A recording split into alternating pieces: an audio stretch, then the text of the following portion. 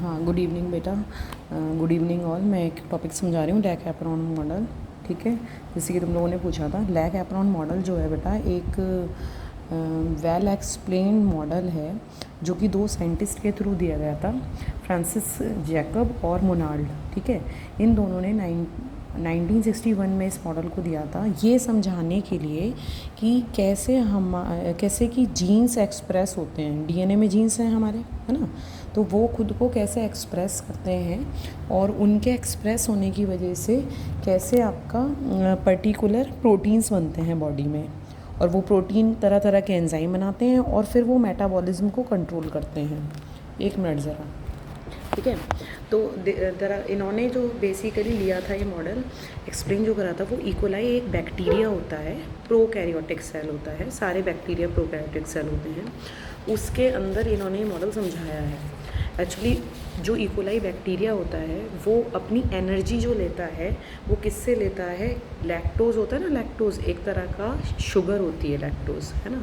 तो लैक्टोज जो होती है डाइसैकेराइड शुगर होती है। डाइसैकेराइड मतलब उसके अंदर दो छोटी छोटी मोनोमेरिक यूनिट होंगी शुगर की, जो उसको जोड़ करके एक डाइसैकेराइड बना रही होंगी। ठीक है, तो जो लैक्टोज होता है वो दो मोनोमेरिक यूनिट शुगर की से बनता है, जिसको हम बोलते हैं ग्लूकोज और ग्लैक्टोज। तो जहाँ एक ग्लूकोज और ग्लैक्टोज मिल जाएंगे वो क्या बना लेंगे बेटा? लैक्टोज बना देंगे। ठीक है, वो लैक्टोज जो है एक एनर्जी सोर्स है इस बैक्टीरिया के लिए। इट मीन्स उसको, अगर ये बैक्टीरिया को ये लैक्टोज मिलेगा तो उसको एनर्जी मिलेगी और उसकी फिजियोलॉजी ठीक से चलती रहेगी और वो अपना काम करता रहेगा। यदि उसको ये एनर्जी सोर्स नहीं मिलती है तो वो अब उसको एनर्जी नहीं मिलेगी, लैक्टोज नहीं मिलेगा तो उसको एनर्जी नहीं मिलेगी, तो वो अपना फंक्शन परफॉर्म नहीं कर पाएगा, लेस एनर्जेटिक हो जाएगा, बहुत इनएक्टिव हो जाएगा। ठीक है, जैसे ही फॉर एग्जांपल तुम्हें ही फूड ना मिले तो तुम्हारी बॉडी में जो डाइजेस्टिव एंजाइम्स हैं, ठीक है, वो एक्सप्रेस नहीं होंगे बेटा। तो फूड जाएगा, फूड उनका सबस्ट्रेट है। जैसे फॉर एग्जांपल आपने पहले भी अपने प्रीवियस क्लासेस में पढ़ा था कि जैसे फॉर एग्जांपल तुमने कोई कार्बोहाइड्रेट्स खाया, तो कार्बोहाइड्रेट का सबसे पहला कार्बोहाइड्रेट एज अ सबस्ट्रेट कौन से वाले फर्स्ट एंजाइम के लिए काम करेगा? हमारे माउथ में, बकल कैविटी में, हमारे स्लेवरी ग्लैंड से सिक्रीट होने वाला स्लेवरी जूस होता है ना। तो स्लेवरी जूस में एक स्लेवरी अमाइलेज एंजाइम होता है, तो वो सबसे पहले क्या करता है? कार्बोहाइड्रेट को ब्रेक करता है। तो कार्बोहाइड्रेट उसके लिए सबस्ट्रेट है। इसी तरह आप समझ जाइए कि जो इकोलाई बैक्टीरिया है, ठीक है, उसके अंदर जो एंजाइम्स बन रहे हैं पर्टिकुलरली इस लैक्टोज का ब्रेक डाउन करने के लिए, इस मेटाबॉलिज्म को कंट्रोल करने के लिए, वो तभी खुद को एक्सप्रेस करेंगे, वो तभी बनेंगे। ठीक है, वो तभी बनेंगे बच्चे जब इसको लैक्टोज मिलेगा। यदि इसको लैक्टोज मिलेगा तो वो एंजाइम्स एक्सप्रेस होंगे, लैक्टोज को तोड़ेंगे, उससे एनर्जी लेंगे। यदि उसको लैक्टोज नहीं मिलेगा तो एंजाइम ना बनेंगे, ना एक्सप्रेस हो रहे, और ना ही वो एनर्जी पा पाएंगे। समझ में आ रहा है? तो हमने क्या करा है, इस मॉडल को समझाने के लिए दो तरह के कल्चर बनाए हैं। मैं पहले तो तुम्हें सिंपल लैंग्वेज में समझा देती हूँ, उसके बाद मैंने ये नोट्स की फॉर्म में तैयार कर दिया है, तुम इसको पढ़ लेना, एक बार समझ में आ जाएगा। तो हम दो कल्चर बनाएंगे। एक हम सिंपल कल्चर बनाएंगे पानी का जिसमें लैक्टोज नहीं होगा बेटा। एक हम बनाएंगे जिसमें हमने लैक्टोज भरपूर मात्रा में घोल दिया है। ठीक है, फाइन। तो उसके बाद क्या होगा, हमने एक बार इस बैक्टीरिया को डाला ऐसे मॉडल, ऐसे कल्चर में जिसमें कि सिर्फ पानी था, लैक्टोज नहीं था। तो सिंपल सी बात है कि उसको जब उसमें लैक्टोज ही नहीं है तो उसको सबस्ट्रेट नहीं मिल रहा, एंजाइम कैसे एक्टिवेट होंगे? तो वो कैसा रहेगा? इनएक्टिव मोड पे रहेगा। इसको हम एक नेगेटिव रेगुलेशन का नाम दे सकते हैं कि भाई जब तक उसको खाना नहीं मिल रहा है तो उसके एंजाइम्स भी एक्टिवेट नहीं हो रहे हैं और ना एक्सप्रेस हो रहे हैं, जीन का कोई एक्सप्रेशन नहीं हो रहा उसके अंदर, और ना उसको एनर्जी सोर्स मिल रही है। तो वो हो गया एक नेगेटिव रेगुलेशन का एग्जाम्पल।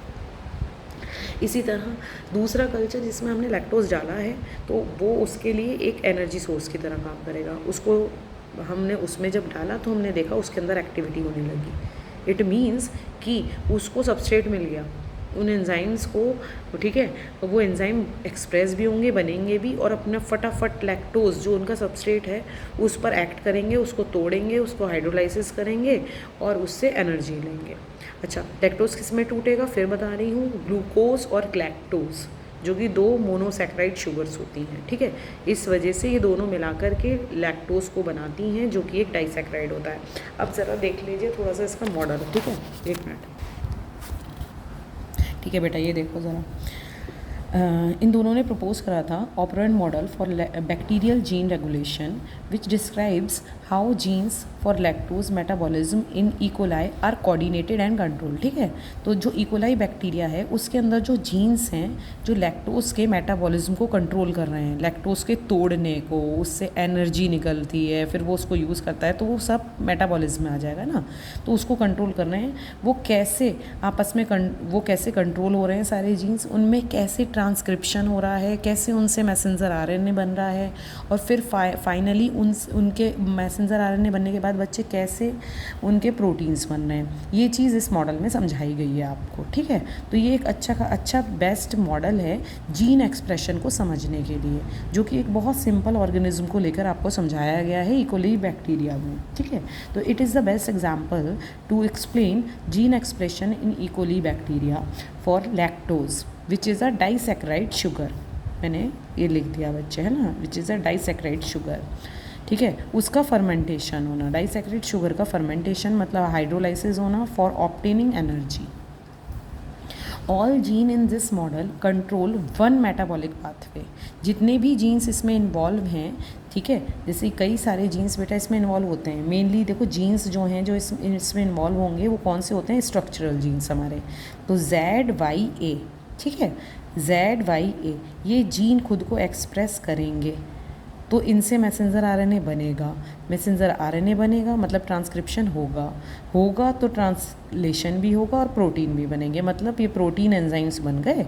अब ये आराम से हाइड्रोलाइसिस कर सकते हैं, इस लैक्टोज को तोड़ सकते हैं। यदि बच्चे ये नहीं एक्सप्रेस होंगे तो ये कोई मैसेज ट्रांसक्रिप्शन नहीं होगा, ना कोई मैसेंजर आरएनए बनेगा, ना प्रोटीन बनेंगे, ना ये वाले एंजाइम बनेंगे, और ना ही वो लैक्टोज को तोड़ सकेंगे। तो ऐसा कब होगा, जब लैक्टोज अवेलेबल नहीं होगा, और जब लैक्टोज अवेलेबल होगा तो ऐसा होगा। तो लैक्टोज जब अवेलेबल है तो हम उसको नाम दे देते हैं पॉजिटिव रेगुलेशन का, और जब लैक्टोज अवेलेबल नहीं होता बेटा तो हम उसको नाम दे देते हैं नेगेटिव रेगुलेशन का, ठीक है। लैक्टोज को यहाँ पे मोटा मोटा कहा गया है इंड्यूसर, क्योंकि वही है जो सारे प्रोसेस को इंड्यूस करवाएगा, तो that's why it is called inducer बच्चे, लैक्टोज, ठीक है। इंड्यूसर आपसे पूछे तो इंड्यूसर कौन होता है, पूरा प्रोसेस, पूरा ट्रांसक्रिप्शन ट्रांसलेशन प्रोसेस जो करा रहा है, जीन का एक्सप्रेशन जो करा रहा है, वो लैक्टोज ही तो करवा रहा है। उसके होने ना होने की वजह से ही तो सब कुछ हो रहा है, नहीं है तो नेगेटिव, लैक्टोज है तो positive, it means it is a inducer basically, ठीक है।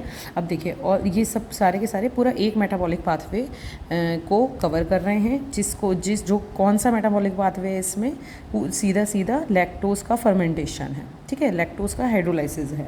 कलेक्टिवली ये जितने भी जीन्स इन्वॉल्व हैं एक ही मेटाबॉलिक पाथवे में, इसलिए हम इसको क्या कह देते हैं, एक ऑपेरॉन बोल देते हैं, ठीक है। पूरा का पूरा एक ऑपरेशन सा हो रहा है जिसमें कुछ अलग अलग तरह के जीन्स इन्वॉल्व हैं, ठीक है। Basically apron consist of following components, कौन कौन से, उसमें होंगे स्ट्रक्चरल जीन्स जिनको हम कहेंगे ZYA, उसमें होगा प्रमोटर जीन जिसको हम P से डिनोट करते हैं, बेटा ध्यान रखिएगा ये सब चीज़ें, इन सब ये क्वेश्चंस में आते हैं आपके। ओपेरॉन को हम O से डिनोट करते हैं, ठीक है, इस मॉडल में O से डिनोट करते हैं। रेगुलेटरी जीन को हम I से डिनोट करते हैं, इसको हम इनहिबिटरी जीन भी बोल देते हैं। अब देखिएगा ज़रा, पहले मैं डिस्कस कर रही हूँ इसकी पॉजिटिव रेगुलेशन। पॉजिटिव रेगुलेशन के लिए पहली बात तो आपको ये आपको बनाना होगा, डायग्राम अच्छे से देख लीजिएगा। इसके लिए आपको पिपोजाई ये याद रख लेना, पिपोजाई, ठीक है, ओके। तो देखो ज़रा, promoter inhibitory gene, promoter operator gene, then ZYA are the structural gene, ठीक है, ये सीक्वेंस। इसी तरह promoter inhibitory gene, promoter operator आएगा पहले क्योंकि यही है ऑपरेट कर रहा है सब कुछ, एंड देन ZYA, ये तीनों क्या हैं, स्ट्रक्चर जीन। मैंने एक ही साइड लिख दिए हैं, यहाँ दोबारा नहीं लिखा है, देख लीजिएगा। इसके बाद आता है आपका P के बाद I जीन क्या बनाएगा बच्चे, पॉजिटिव रेगुलेशन की बात कर रहे हैं। I जीन का काम है वो रिप्रेसर मैसेंजर आरएनए बनाएगा। अब आरएनए बन रहा है, मैसेंजर आरएनए बन रहा है, कौन सा प्रोसेस हो गया, डीएनए का सेगमेंट है ये बेटा। तो डीएनए से आरएनए बनना क्या हो गया, तुम्हें बताया था ट्रांसक्रिप्शन, ठीक है बेटा। तो यहाँ ट्रांसक्रिप्शन होने के बाद रिप्रेसर मैसेंजर आरएनए बना, रिप्रेसर मैसेंजर आरएनए बना तो वो खुद को क्या करा उसने, ट्रांसलेट करा, ट्रांसलेट करके उसने प्रोटीन बना दिया। कौन सा प्रोटीन बनाया, रिप्रेसर प्रोटीन बनाया। ठीक है, रिप्रेसर मैसेंजर आरएनए से रिप्रेसर प्रोटीन ही बनेगा। इसका जैसा नाम सजेस्ट करा गया है रिप्रेसर, तो कहीं ना कहीं समझ में आ रहा होगा कि ये प्रोसेस को रिप्रेस ही करेगा। ठीक है, ये रहेगा, ये बना रहेगा, है ना। तो ये कहीं ना कहीं पैबल्स ही क्रिएट करेगा, ये कहीं ना कहीं इनहिबिट ही करेगा, प्रोसेस को रोकेगा। मतलब कि ये लैक्टोज़ का फर्मेंटेशन नहीं होने देने का। तो ऐसा कब होगा, जब लैक्टोज़ नहीं होगा। तो जब लैक्टोज़ नहीं होगा तब ये एक्टिवेट रहेगा, बना रहेगा। ठीक है, वो हमें समझना है। और जब लैक्टोज़ होगा प्रेजेंट, अगर मान लीजिए हमने इस वाले कल्चर में लैक्टोज़ डाल दिया, ये रहा लैक्टोज़, इंड्यूसर को क्या कहा गया है, लैक्टोज़ कहा गया है। मैंने अब इसको लैक्टोज़ दे दिया, तो लैक्टोज़ क्या करता है बेटा, लैक्टोज़ इकोली बैक्टीरिया में जैसे ही एंटर होता है वो इस वाले प्रोटीन को भी सप्रेस कर देता है, इसके फंक्शन को ख़त्म कर देता है। अब इस रिप्रेसर प्रोटीन का यहाँ होना ना होना बराबर है। ठीक है, तो ये देखो, ये इससे बाइंड हो गया है, ध्यान से समझिए। यहाँ पे पिंक पिंक बनाया है मैंने, ये इंड्यूसर ही है, इससे यहाँ बाइंड हो गया है और इस वजह से इसने इस रिप्रेसर प्रोटीन को इनएक्टिवेट कर दिया है। अब ये बेचारा कुछ नहीं कर सकता, अब ये हमारे रास्ते का कांटा नहीं बन सकता। ठीक है, ये क्या करेगा बेटा, हमारा रास्ता बिल्कुल साफ़ हो गया है, हमारे जीन्स आराम से बिल्कुल फ्री हैं खुद को एक्सप्रेस कराने के लिए। पर इनको कौन एक्सप्रेस कराएगा, you all know messenger RNA बनाता कौन सा एंजाइम है, बताइए जल्दी बताइए, कौन सा बनाता है। चलिए, आरएनए पॉलीमरेज है ना, आरएनए बच्चे पॉलीमरेज। आरएनए पॉलीमरेज का फुल नेम क्या है बच्चों, डीएनए डिपेंडेंट आरएनए पॉलीमरेज, है ना। क्यों, क्योंकि वो डीएनए को ही ट्रांसक्राइब करता है, डीएनए को ही ट्रांसक्राइब करके मैसेंजर आरएनए बनाता है। तो डीएनए पे पूरी तरह डिपेंड रहता है वो। तो वो क्या करेगा, आएगा भैया, उसको रास्ता साफ मिला, वो फटाफट से इन जीन्स को पढ़ेगा, रीड करेगा और बना देगा मैसेंजर आरएनए। और क्योंकि वो एक ऐसा मैसेंजर आरएनए बना रहा है जो जाके ऐसे प्रोटीन्स बनाने वाले हैं जो लैक्टोज को फर्मेंट करेंगे, जो लैक्टोज को हाइड्रोलाइज करेंगे। दैट्स वाई हम इस मैसेंजर आरएनए को क्या बोलते हैं बच्चे, लैक मैसेंजर आरएनए बोलते हैं।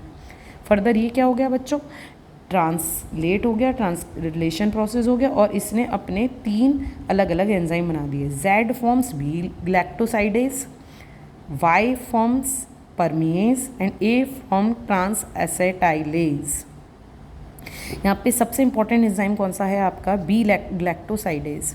बी ग्लैक्टोसाइडेज क्या है, ये मेन एंजाइम है जो कि जिसका सबस्ट्रेट कौन है, लैक्टोज। ये लैक्टोज के साथ फटाफट बाइंड होगा क्योंकि इसको अपना सबस्ट्रेट मिल गया और ये इसको तोड़ेगा, इसको तोड़ेगा। जब लैक्टोज टूटेगा बच्चे, तो मैंने अभी बताया था किस किस में टूटेगा, ग्लूकोज प्लस ग्लैक्टोज, है ना, तभी तो एनर्जी मिलेगी। ठीक है, फाइन। दूसरा एंजाइम जो होता है परमिएज, वो कौन फॉर्म करेगा, किसकी वजह से बनेगा, कौन से एंजाइम की वजह से बनेगा, कौन से जीन की वजह से बनेगा, वाई की वजह से। तो वाई क्या करेगा, परमिएज बनाएगा। Permease will allow more and more lactose to entry through the plasma membrane. ये प्लाज्मा मेम्ब्रेन को और सिलेक्टिवली परमिएबल कर देगा, किसके लिए, इंड्यूसर के लिए, मतलब लैक्टोज के लिए, जिससे कि ज़्यादा से ज़्यादा प्लाज्मा मेम्ब्रेन लैक्टोज को अपने अंदर ले सके, परमेबिलिटी को बढ़ा देगा प्लाज्मा मेम्ब्रेन की। ठीक है, एंड ट्रांस एसेटाइलेज इन दोनों की इनडायरेक्टली हेल्प करता है। अब आ जाइए नेगेटिव रेगुलेशन पे। सिंपली जब पॉजिटिव रेगुलेशन समझ में आ गई कि काम हो रहा है, तो नेगेटिव नहीं हो रहा, काम नहीं हो रहा। काम नहीं कब नहीं होगा, ऐसा कब होगा, ये वाली रेगुलेशन कब होगी, जब उस बैक्टीरिया को लैक्टोज मिलेगा ही नहीं, जब उसको अपना फूड मिलेगा ही नहीं। तो when inducer is absent, when inducer is absent then genes gets off. वो कौन से मोड पे रहेंगे, ऑफ मोड पे। जब इंड्यूसर प्रेजेंट होगा तो वो कौन से मोड पे रहेंगे, ऑन मोड पे रहेंगे। अब ऑफ मोड पे हैं, ठीक है। तो रिप्रेसर को मिल गया, रिप्रेसर का हो गया रास्ता साफ, ठीक है। रिप्रेसर प्रोटीन बना, यहाँ पे रिप्रेसर प्रोटीन बन गया। ये सब वही फंडा है जो अभी समझाया था मैंने आपको। आई जीन से, इनहिबिटरी जीन से रिप्रेसर मैसेंजर आरएनए बनेगा, रिप्रेसर मैसेंजर आरएनए से रिप्रेसर प्रोटीन बनेगा और वो कुंडली जमा के बैठ जाएगा ऑपरेटर पे जाकर।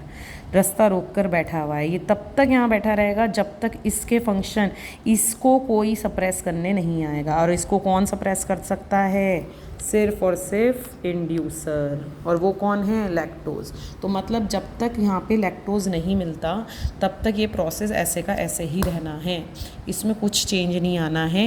रिप्रेसर प्रोटीन कहाँ बाइंड रहेगा? ऑपरेटर रीजन पे। अब इसको देखिए ज़रा, यहाँ मैंने साफ साफ लिख दिया है। अब जब ये यहाँ बैठा रहेगा तो आरएनए पॉलीमरेज आके बाइंड ही नहीं हो सकता।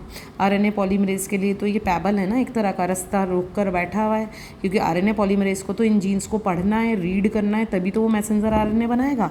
अब जब उसको पढ़ने के लिए, उसको रीड करने के लिए जगह ही नहीं खाली है, उसका रास्ता ही रोका रखा है इसने, तो अब वो नहीं बना पाएगा बेटा। तो क्या होगा? It binds to, repressor binds to operator region, ठीक है, एंड प्रीवेंट्स मतलब रोकना, RNA polymerase from transcribing the operon. वो रोक रहा है आरएनए पॉलीमरेज को कि वो इन सारे जीन्स को ट्रांसक्राइब नहीं कर पा रहा है, ट्रांसक्राइब नहीं कर पाए। समझ में आ रहा है? तो तब तक के लिए जीन्स गेट ऑन, ठीक है। अब इसके कुछ एक क्वेश्चंस की शीट भेज रही हूँ मैं, लैक एप्रॉन के 2-4 क्वेश्चन ज़रा निकाल के देखो, हो जाएंगे। एक बार इसको अच्छे से पढ़ लेना, तैयार कर लेना, कोई दिक्कत हो तो पूछ लेना। Okay, thank you, bye.